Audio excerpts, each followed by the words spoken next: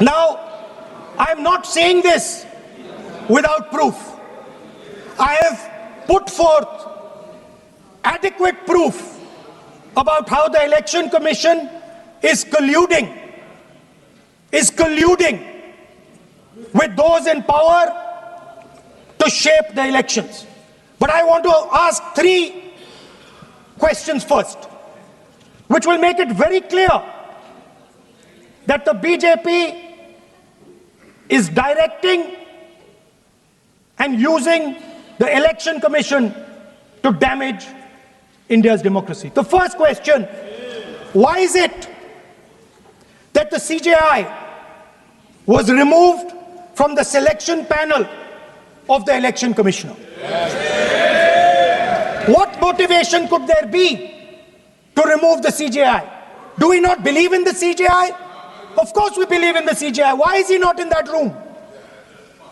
I sit in that room. It is so-called a democratic decision. On one side, Prime Minister Narendra Modi and Mr. Amit Shah. On the other side, the leader of the opposition. I have no voice in that room. What they decide is what happens. So the first question, why is the Prime Minister and Amit Shah so keen on choosing exactly who the Election Commissioner is going to be? Second question, and even more devastating question. No Prime Minister has done this in the history of India. In December 2023, this government changed the law. They changed the law to make sure that no election commissioner could be punished for any action they take while they are election commissioner. Yes. Immunity. Why would the Prime Minister and Home Minister give this gift of immunity to the election commissioner? Why would they need to give this tremendous gift that no Prime Minister has given ever before to the election commissioner? Yes. Mr. Shah is looking into the ceiling. Maybe he will answer this question when he speaks. And finally, why was the law with regards to CCTVs and the data that they contain changed? Why was a law put in place that allows the Election Commission to destroy CCTV footage 45 days after the election? What is the need? The answer given is it is a question of data. It is not a question of data. It is a question of stealing the election. उस house में भी बहुत सारा इस विषय के ऊपर चर्चा हुई, यहां भी चर्चा होगी, परंतु जब हम चुनाव सुधारों की बात करेंगे तो मुझे लगता है इसे 4 स्तर में डिवाइड करना चाहिए। पहला, लोकतंत्र और इसका आधार, दूसरा चुनावी प्रक्रिया, और तीसरा कि इस चुनावी प्रक्रिया में होने वाले सुधार, और उसके बाद विपक्ष की आपत्ति और उन पे होने वाली तकरार। और इसके साथ मैं कुछ सुझाव देने का भी प्रयास करूंगा। सर्वप्रथम मैं कहना चाहता हूं कि हम सभी ये मानते हैं कि भारत जो है वो मदर ऑफ डेमोक्रेसी है, मगर एक फैक्ट है जो शायद बहुत से लोगों को ध्यान नहीं रहता होगा। अगर आप पूरी दुनिया का नक्शा देखें तो ईस्टर्न यूरोप से लेके आप जापान तक चले जाइए तो केवल 3 ही डेमोक्रेसी हैं, भारत, जापान और ऑस्ट्रेलिया। और जापान एक कॉन्स्टिट्यूशनल मोनार्की है, Australia is practically an extension of Europe. तो इस पूरे पूर्वी गोलार्ध में यदि एकमेव absolute, vibrant and consistent democracy है तो वो सिर्फ भारत है। और सिर्फ इतना ही नहीं है सभापति महोदय, आज दुनिया में लोकतंत्र के अंदर सिर्फ 34% जनसंख्या है, जिसमें 17% हम हैं। अर्थात अगर दुनिया में लोकतंत्र है तो उसका सबसे बड़ा स्तंभ आज आधुनिक युग में भी भारत ही है। और इसका आधार कई बार हमारे गुलामी की मानसिकता के प्रभाव से हर चीज का आधार विदेश में ढूंढने का प्रयास करते हैं, और मैं बताना चाहता हूं उसका सबसे बड़ा आधार भारत की धर्म और संस्कृति है। इसके लिए मैं कोट करना चाहता हूं फ्रीडम हाउस की रिपोर्ट, जिसको ये लोग बहुत महत्व देते हैं।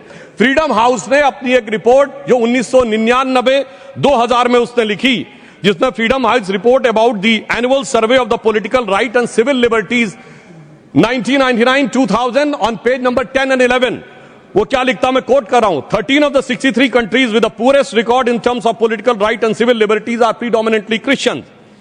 There is an strong correlation, sir इस पे ध्यान देने की आवश्यकता है, there is an strong correlation between the electoral democracy and Hinduism and significant number of free and countries which belong to the Buddhist community.